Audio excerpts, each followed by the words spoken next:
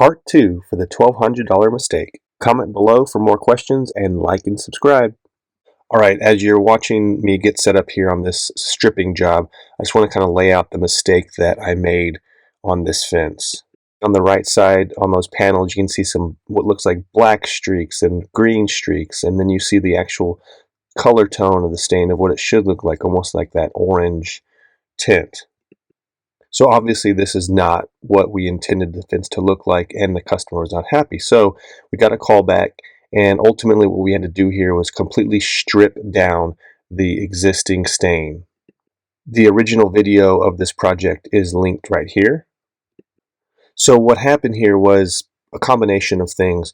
We first cleaned the fence with wood cleaner from Stain and Seal Experts. That was fine.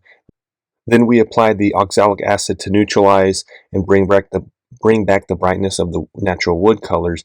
I think that's the first issue we had.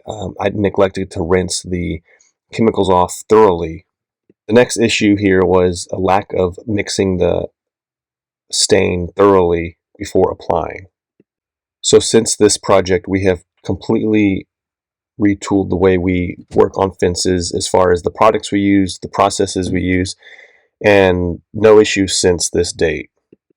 We now exclusively use wood cleaners, wood brighteners, and fence stain and seals from Stain and Seal Experts.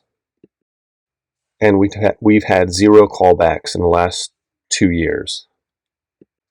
And I'll provide the link to the original video again here, but I just wanted to give some more clarity on this project and show you an in-depth video of the extra work that went into this. If you have any more questions, comment below. I'll get back to you as soon as possible. Like and subscribe for more videos like this and for some fun pressure washing videos.